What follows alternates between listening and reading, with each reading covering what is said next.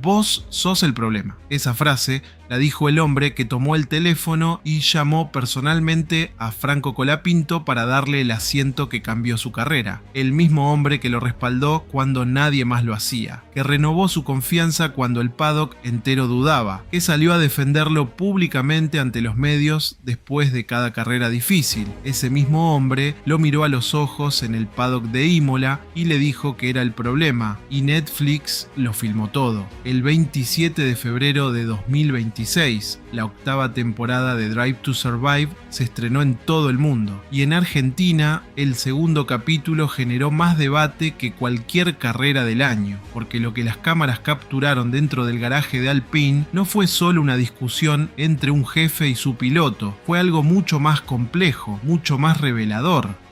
Y mucho más importante para entender quién es realmente Franco Colapinto y por qué está donde está hoy. Pero hay algo que casi nadie está analizando de esa escena, algo que cuando lo ves completo cambia absolutamente todo lo que creías entender sobre la relación entre Colapinto y Briatore. Y eso es exactamente lo que vamos a analizar hoy. Cuando el episodio se filtró días antes del estreno oficial de Netflix, Argentina explotó. Las redes sociales se llenaron de dos tipos de reacciones completamente opuestas. Por un lado, los que vieron a Briatore como un villano, un directivo arrogante, despótico, que humilla a un piloto joven en el momento más difícil de su carrera, un hombre que todavía disfruta despedir a la gente, como él mismo confesó ante las cámaras de Netflix sin el menor atisbo de vergüenza. Por el otro lado, para los que defendieron a Briatore, los que dijeron que así es la Fórmula 1, que ese nivel de exigencia es lo que separa a los equipos que ganan de los que pierden, que Colapinto tenía que escuchar eso, y en el medio de todo ese ruido, Franco Colapinto dijo algo que prácticamente nadie notó, dijo algo que en nuestra lectura es la declaración más importante que hizo desde que llegó a Alpine, más importante que el discurso en Enstone,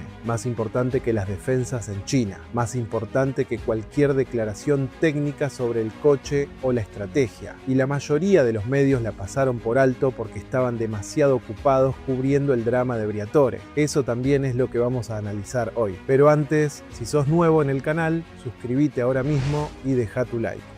Este canal cubre las noticias como nadie más te dice en la Fórmula 1 sin filtros, sin relatos falsos, con todo lo que los medios grandes no te dicen. El like ayuda al algoritmo de YouTube para que este video pueda llegar a más gente. Así que deja tu like ahora mientras arrancamos con el análisis de hoy. Para entender la escena de Netflix hay que entender el contexto, y el contexto empieza mucho antes de Imola, empieza en Miami, en una carrera que Jack Doohan no tendría que haber perdido. El australiano recibió un toque en la primera curva que dañó uno de sus neumáticos. No fue su error, fue contacto externo, abandono forzado, una de esas situaciones que en la Fórmula 1 ocurren sin que el piloto pueda hacer nada. Pero Briatore ya había tomado su decisión antes de ese abandono. El abandono simplemente aceleró el calendario. Las cámaras de Netflix captaron el momento exacto. Briatore caminando por el paddock de Miami con su teléfono en la mano, y en las entrevistas individuales que caracterizan a Drive to Survive, el italiano habló con una frialdad que heló la sangre a más de un espectador. Si tienes talento, tú lo logras. 6 carreras son suficientes. Si tienes la oportunidad, tienes que aprovecharla. 6 carreras, el plazo que Briatore considera suficiente para evaluar si un piloto pertenece a la Fórmula 1 o no. Y después de esa frase, tomó el teléfono y llamó. Y al otro lado de la línea estaba Franco Colapinto. He decidido por Colapinto desde la próxima carrera, en Imola. Esa llamada cambió la vida de Colapinto. Esa llamada fue el momento que él mismo había esperado desde que se fue de Williams. El momento que justificaba todos los meses de incertidumbre, de entrenamientos, de esperar en el paddock con un rol que no era el que quería. Pero lo que Briatore no le dijo en esa llamada es lo que las cámaras de Netflix mostraron semanas después en Imola. Y eso es lo que vamos a ver ahora. El Gran Premio de Emilia-Romagna 2025. Imola, el autódromo Enzo y Dino Ferrari. Para Franco Colapinto era su primer fin de semana como piloto titular de Alpine, no como sustituto de último momento, no como el que llegó reemplazando a alguien. como el piloto elegido deliberadamente por Flavio Briatore para llevar el número de carreras del equipo durante el resto de la temporada. La presión era enorme y Colapinto lo sabía. En las primeras imágenes que Netflix muestra de Colapinto en Imola, el piloto llega al garaje o se identifica ante las cámaras con una simpleza que dice todo. Soy Franco Colapinto, piloto de BBVT Alpine Fórmula 1. Y alguien del circuito lo saluda con una frase que marca el clima del episodio. Bienvenido otra vez, eres el hombre del momento. El hombre del momento, con todo lo que eso implica, con toda la expectativa que eso carga. Y entonces llegó la clasificación. En el cierre de la primera tanda de clasificación, la Q1, con el reloj corriendo y los neumáticos en temperatura, Colapinto perdió el control de la 525 en una de las curvas más técnicas del circuito. El monoplaza salió disparado contra el muro, un golpe violento. El coche quedó destrozado en ese sector del circuito. Fin de la clasificación para Colapinto. Largó desde el puesto 15, sin haber podido disputar la Q2. O sea, sin haber mostrado el ritmo que el equipo y el propio piloto sabían que tenían. Y en el paddock de Imola, Briatore fue a buscarlo. La escena que Drive to Survive capturó no fue un grito en el pasillo, no fue una explosión espontánea de un jefe que perdió los nervios. Fue una reunión, sentados, con Colapinto, con Pierre Gasly y con Briatore al frente. Y hay que analizar esa reunión en detalle porque la mayoría de las coberturas tomaron las frases más explosivas y las sacaron del contexto que las hace comprensibles. La reunión estaba motivada por la situación del equipo en el campeonato de constructores. Alpine estaba en el último lugar, con 0 puntos, y Briatore, como director ejecutivo de un equipo de Fórmula 1, tenía la responsabilidad de comunicar esa realidad con una claridad que no dejara dudas. Briatore empezó dejando en claro el estado de situación. Entre los dos pilotos, Gasly había mostrado mejores resultados hasta ese momento, y la necesidad de conseguir puntos era inmediata, no en 3 carreras, no al final de la temporada, inmediata. Y entonces Colapinto hizo algo que en cualquier otro contexto hubiera sido completamente normal, algo que cualquier ingeniero, cualquier piloto con iniciativa haría en una reunión de análisis técnico. Propuso algo.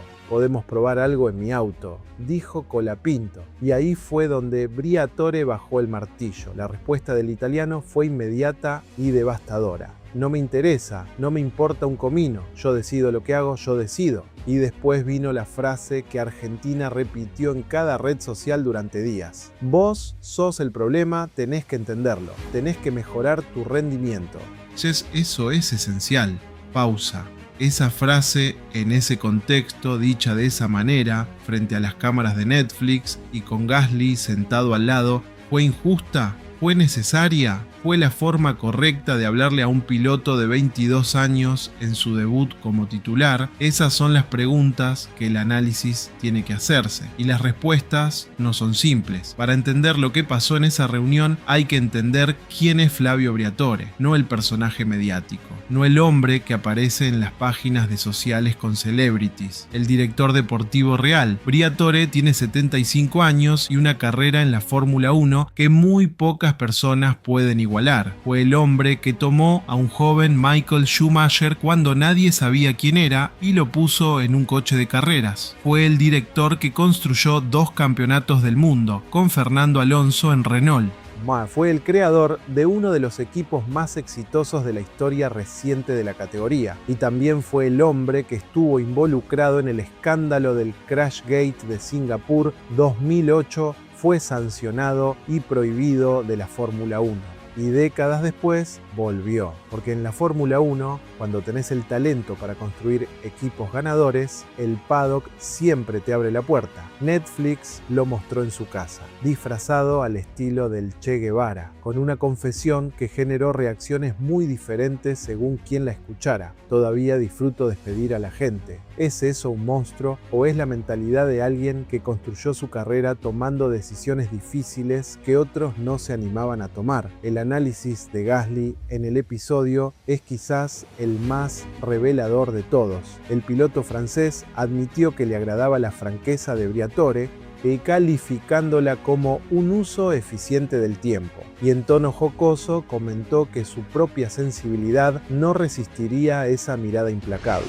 Gasly, con casi 180 carreras de experiencia en la Fórmula 1, con un gran premio ganado en Monza. Con años de conocer el paddock en profundidad, dijo que él mismo no resistiría el estilo de Briatore, y Colapinto lo tuvo enfrente con 22 años en su primer día como piloto titular. ¿Cuántos pilotos en esa posición hubieran salido de esa reunión rotos? ¿Cuántos hubieran necesitado días para recuperarse? ¿Cuántos hubieran dejado que esa frase afectara su manera de manejar el domingo siguiente? Eso es exactamente lo que vamos a analizar en el próximo capítulo. Y la respuesta de Colapinto es lo que hace que este análisis sea realmente importante. Pero antes de llegar a la respuesta de Colapinto en la reunión con Briatore, hay algo que Drive to Survive mostró que casi ningún medio destacó, y que en nuestra lectura es tan importante como la propia escena del regaño. Antes de que Briatore abriera la boca para decir lo que dijo, Colapinto ya había dicho algo. Frente a las cámaras de Netflix, en la intimidad que la serie sabe generar, Colapinto habló del accidente de la clasificación y dijo esto: fue una cagada mía. 3 palabras, sin excusas, sin culpar al coche, sin mencionar las condiciones de la pista, sin buscar un factor externo que atenuara su responsabilidad. Y esta fue una cagada mía. Y la respuesta de Briatore en ese momento fue: no deberías cometer esos errores. A lo que Colapinto volvió a repetir: fue una cagada mía. Esa secuencia dice algo fundamental sobre la dinámica entre los dos. Colapinto no se defendió, no discutió, no intentó construir una narrativa alternativa. Aceptó el error, lo nominó con las palabras más directas posibles y lo repitió cuando Briatore lo señaló. Y entonces Briatore cerró con algo que la mayoría de los titulares tampoco tomó. Sí, lo sé, fue una cagada tuya, pero si tu cagada rompe el auto, también es una cagada mía. Esa última frase es en realidad una declaración de interdependencia. Briatore no estaba distanciándose de Colapinto, estaba diciéndole que cuando el piloto comete un error, el director también lo paga, que están en el mismo barco. Y que las consecuencias son compartidas. ¿Es esa la manera en que un directivo debería comunicar eso? Probablemente no en todos los contextos, pero es la manera en que Briatore comunica, siempre, con todo el mundo, con los que ganaron campeonatos del mundo y con los que están en su primera carrera como titulares. Y Colapinto lo entendió. Lo que dijo después de todo eso es la pieza central de este análisis. El 27 de febrero se estrenó Drive to Survive. El segundo capítulo generó el caos mediático que ya conocemos, y 2 días después, en la antesala del Gran Premio de Australia, que abría la temporada 2026, los periodistas de todo el mundo fueron a buscar a Colapinto. Querían drama, querían que dijera que Briatore fue injusto, que la escena fue un momento difícil que lo afectó, que Netflix exageró, que el ambiente en Alpine era irrespirable. Y Colapinto les dio exactamente lo contrario. Dijo esto textualmente: no lo vi, para ser sincero, no consumo mucho ese tipo de cosas. Primera respuesta, no lo vio. No alimentó el drama con información que él mismo generaría al consumir el episodio y reaccionar ante las cámaras. En una época donde cualquier celebridad de segundo nivel haría un video de reacción para generar views, Colapinto dijo que no lo vio y que no consume ese tipo de contenido. Pero después vino la parte que casi nadie citó completa. Flavio ha sido de gran ayuda conmigo en todos los aspectos y me dio una gran oportunidad y yo intento aprovecharla al máximo.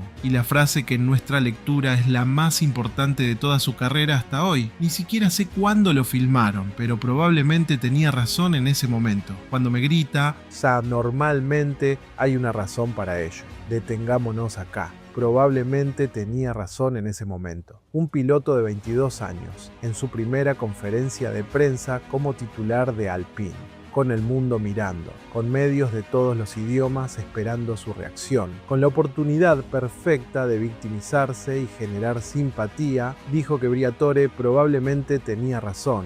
¿Entienden lo que eso significa? No es una respuesta diplomática, no es el lenguaje cuidadoso de alguien que fue aleccionado por el departamento de comunicaciones del equipo. Es el análisis genuino de alguien que procesó la situación, que la entendió en contexto y que llegó a la conclusión de que la exigencia tenía fundamento. Y después cerró con algo que resume todo. Cuando me grita, normalmente hay una razón para ello. Normalmente hay una razón. No siempre estoy de acuerdo, no fue el mejor momento, sino normalmente hay una razón. Eso es madurez real, no la que se aprende de los libros o de los coaches de vida, la que se construye viviendo situaciones difíciles y eligiendo qué hacer con ellas. Y para entender completamente la dimensión de la respuesta de Colapinto, hay que comparar con lo que Drive to Survive mostró de Jack Doohan en el mismo episodio, porque Doohan también tuvo a Briatore enfrente, también tuvo la presión de rendir en poco tiempo, también fue evaluado con los mismos criterios de 6 carreras son suficientes. La diferencia en cómo cada uno de los dos procesó esa presión es uno de los análisis más interesantes que la serie ofrece sin proponérselo explícitamente.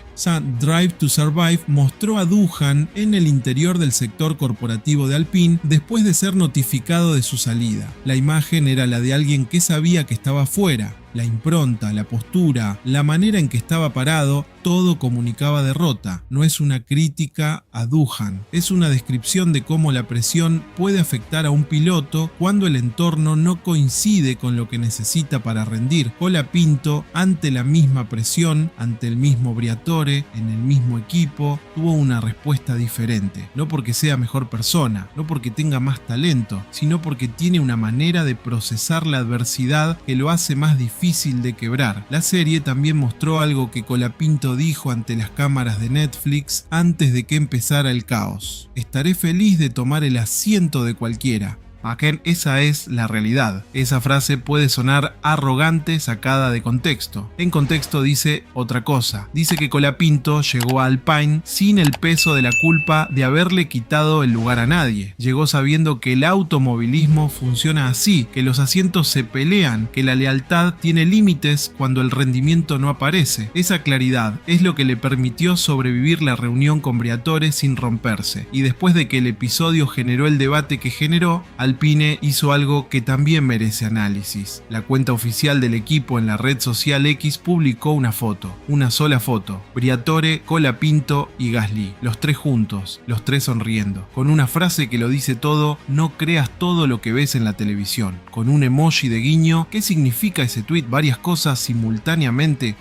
Primero, que la relación entre Briatore y Colapinto no era tan tensa como la escena de Netflix sugería, que hubo edición, que Drive to Survive, como siempre, tomó momentos reales y los montó de una manera que amplifica el drama. Eso no significa que la escena sea falsa, significa que la realidad completa es más compleja que los 2 minutos que Netflix eligió mostrar. Segundo, que Alpine decidió no dejar que la narrativa del enfrentamiento se instalara, que el equipo vio el riesgo de que la relación entre su jefe y su piloto más mediático quedara marcada por esa escena, y eligió contrarrestarla con algo simple y genuino: una foto de 3 personas que se llevan bien. Tercero, y esto es lo más importante, que Briatore respaldó públicamente a Colapinto antes de que empezara la temporada 2026, con palabras que van en la dirección completamente opuesta a lo que Netflix mostró. Estoy satisfecho con cómo Colapinto parece haber mejorado su juego para la nueva temporada, dijo Briatore en Sky Sports F1 después de los tests de pretemporada en Bahrein. Satisfecho. El mismo hombre que meses antes le dijo que era el problema, dijo que estaba satisfecho con su evolución. ¿Eso invalida la escena de Imola? No, la contextualiza, y la contextualización dice algo que el drama mediático nunca dice: que las relaciones en la Fórmula 1, como en cualquier ámbito de alta competencia, son mucho más complejas que un momento captado por una cámara de televisión.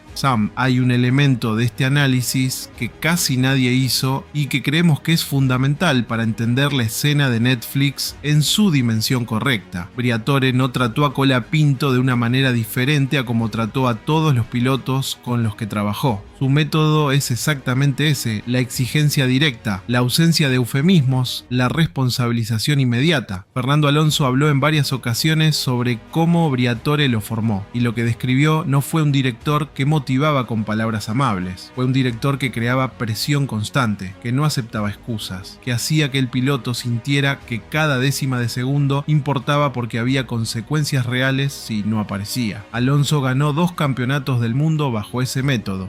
Briatore también dijo algo en el episodio que es su filosofía resumida en una frase: eres el líder de cualquier empresa, depende de tu decisión, no del sucesor, y solo el futuro me dirá si tengo razón o no. Creo que debemos concentrarnos por completo en 2026. Y en el último capítulo de la serie, después de una temporada 2025 donde Alpine terminó último en constructores con solo 22 puntos, Briatore cerró con algo que sonó a sentencia y a promesa simultáneamente: si el año que viene estamos en el último lugar, cambio de trabajo. Eso no es retórica, eso es Briatore poniendo su propio futuro en la línea, diciendo que si el proyecto que él lidera vuelve a fracasar, él asume la consecuencia. Puede exigirle eso mismo a Colapinto, puede esperar que su piloto también ponga su lugar en la línea cada vez que sale a pista. Y la respuesta que Colapinto dio en China 2 semanas después del estreno de la serie fue un sí rotundo. Y acá es donde el análisis de Drive to Survive se convierte en algo más que el análisis de una serie de televisión, porque lo que Netflix mostró no es solo una escena tensa entre un jefe y su piloto, es el punto de partida de un arco narrativo que tiene un presente concreto y verificable. En Imola 2025, Colapinto chocó en la clasificación. Briatore le dijo que era el problema y Colapinto respondió que probablemente tenía razón. En la temporada 2025 completa, Colapinto no sumó ni un solo punto. Corrió en las últimas carreras del año con el peor coche de la parrilla, en un equipo que terminó último en constructores y no pudo hacer nada más que adaptarse y aprender. En la pretemporada de Bahrein 2026 completó 352 vueltas.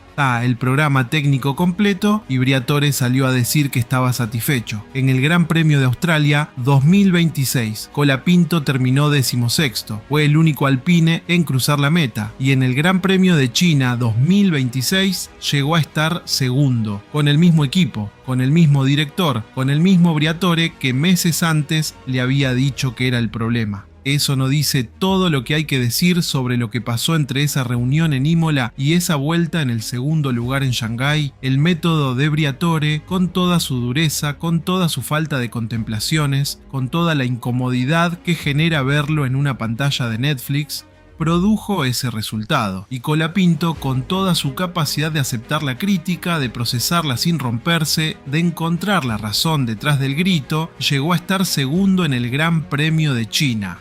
Eso no es un relato de televisión, eso es lo que pasó en la pista. Entonces, ¿qué nos dejó Drive to Survive temporada 8 sobre Franco Colapinto? Nos dejó algo que ninguna estadística puede mostrar con la misma claridad que una cámara en el interior de un motorhome. Nos mostró a un piloto de 22 años en el peor momento de su debut con Alpine, con el coche roto, la clasificación perdida, el jefe más intimidante del paddock mirándolo a los ojos y diciéndole que era el problema. Y nos mostró lo que hizo con eso. No lo negó, no se victimizó, no buscó excusas, no salió a los medios a construir una narrativa más cómoda. Dijo que probablemente Briatore tenía razón. Dijo que cuando le grita normalmente hay una razón. Y se fue a preparar la carrera del domingo. Terminó 16º en Imola. Fue una temporada 2025 sin puntos.